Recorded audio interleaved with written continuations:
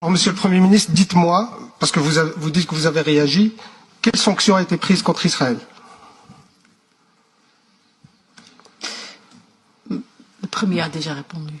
Non, quelle sanction? Non, il a dit que la Belgique a réagi. Quelle sanction a été prise contre Israël? Hein? Là, on entend les mouches voler. Hein? Non, maar allez, stop een keer met die onzin, zeg. Mais moi, je ne connais aucune sanction belge contre Israël. Je ne vois pas. Dites-moi s'il y en a une. Maar het is, Non, mais Madame la Présidente... la position est claire, dus Oui, ik geef het woord aan mevrouw Reinhardt nu. Non, Madame, je termine mon intervention, j'ai été coupé par le... Vous avez fini et monsieur... Non, j'ai pas fini. Vous pouvez justifier votre inaction vis-à-vis d'Israël. Il n'y a pas de justification raisonnable ou acceptable. Si le critère est la violation des droits de l'homme, bah Israël est champion en violation des droits humains. Si le critère est le droit international, Israël le viole quotidiennement. Et vous avez parlé de l'accord du gouvernement, vous nous dites que s'il y a une politique d'annexion, de ci, de ça, mais elle est déjà en place, cette politique. Combien il y a de résolutions à l'ONU contre l'État d'Israël, condamnant Israël pour violation du droit international? Vous avez une idée? Il y en a plus de 70 résolutions qui condamnent Israël. Il vous faut combien? 80? 90? 70, c'est pas assez? Quel autre pays a 70 résolutions qui le condamnent? Et vous attendez encore qu'il y a une violation du droit international.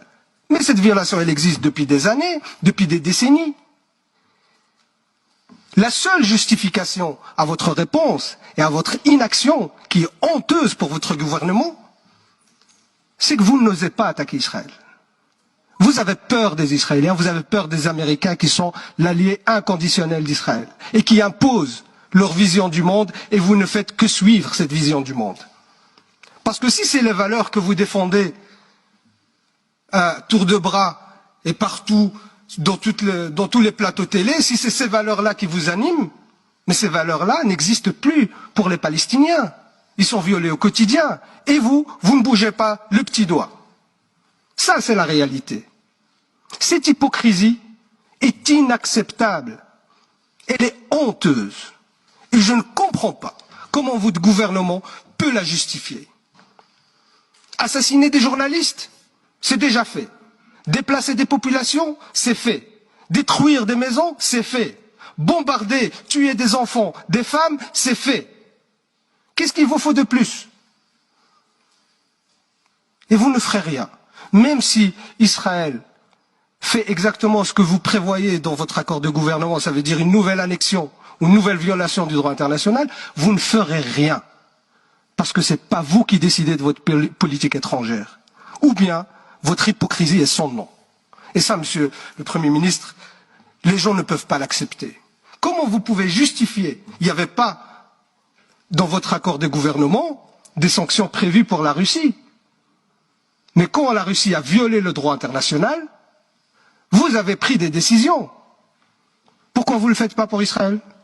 Quand ils ont tué la journaliste, c'était pas un crime de guerre? Et pourquoi vous n'avez rien fait?